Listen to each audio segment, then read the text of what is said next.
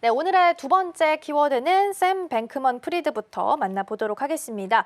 최근에 인터뷰를 좀 하면서 바이든 전 대통령은 비난을 하고 트럼프 네. 대통령은 약간 칭찬하는 분위기를 좀 풍겼다면서요.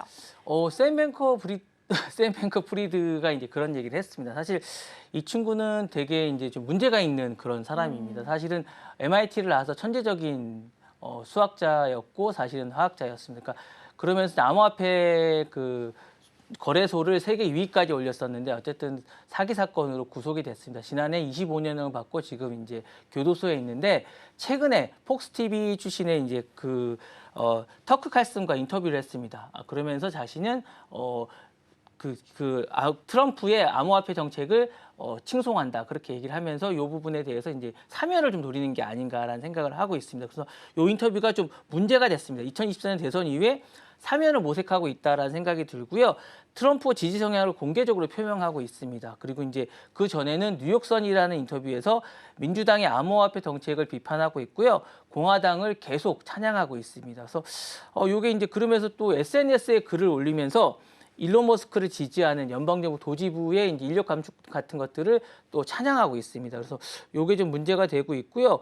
사실은 이게 감옥에서 인터뷰를 하면 안 됩니다. 인터뷰를 하면 안 되는데 화상으로 인터뷰를 한 거거든요. 요 화면을 왼쪽에 보시면 아시겠지만 화상으로 인터뷰를 한 건데 그러면서 이제 요 부분을 얘기하는데 인터뷰를 한 이후에 이제 샘 펑크 프리드맨의 그 대변인이 뒤통수를 맞았다면서 사임을 했습니다. 그러면서 이제 감옥 측에서는 이게 원래는 승인되진 않은 인터뷰였다고 얘기를 하면서 독방 수감을 했습니다. 그래서 이렇게 하게 된 그런 사연이 있는 것 같습니다. 네.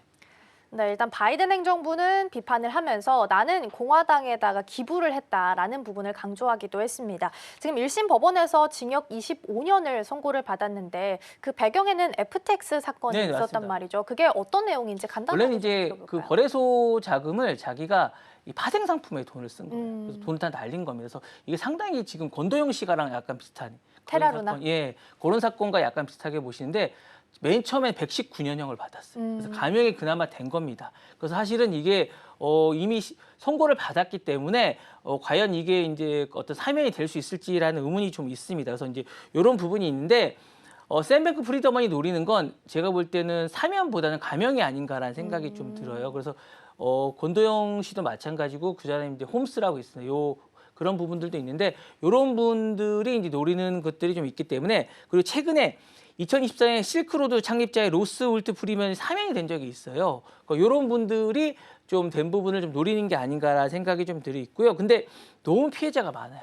그런 분들에 비해서 FTX 고객들이 파산이 이제 원금 이자를 돌려놓을 수 있다라고 계속 얘기를 하면서도 도망갔어요. 그러면서 바하마에서 잡힌 그런 이력이 있기 때문에 좀 요게 좀 제목이 좀 과하기 때문에 이게 좀 쉽지 않을 것 같은 그런 판단이 듭니다. 네.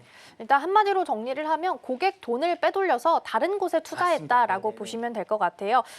몰래 알라메다 리서치라는 곳에 돈을 좀 예치를 하게 되면서 그걸 가지고 좀 고위험 투자를 이어가게 됐고요. 결국 좀 손실이 나게 되면서 고객들에게 돈을 돌려주지 못해서 뱅크런 사태가 발생했다라고 보시면 될 것 같습니다. 그러면 일단은 인터뷰를 했으니까요. 이게 실제적으로 사면이나 감형에 좀 도움이 될 수 있을까요?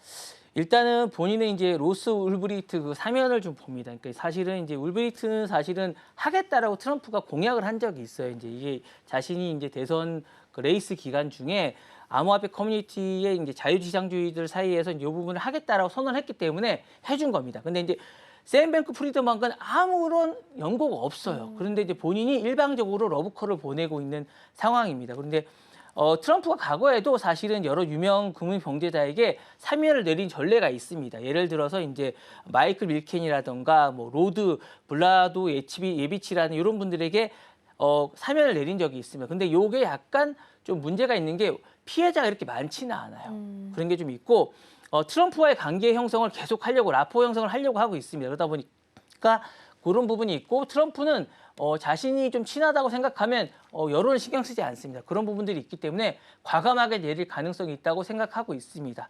그리고 이제 가기 전에 샘 뱅크 프리드먼이 어쩐 민주당이나 공화당에 기부금을 많이 낸 적도 있습니다. 이런 부분도 자신이 하지 않을까라는 생각이 있고요.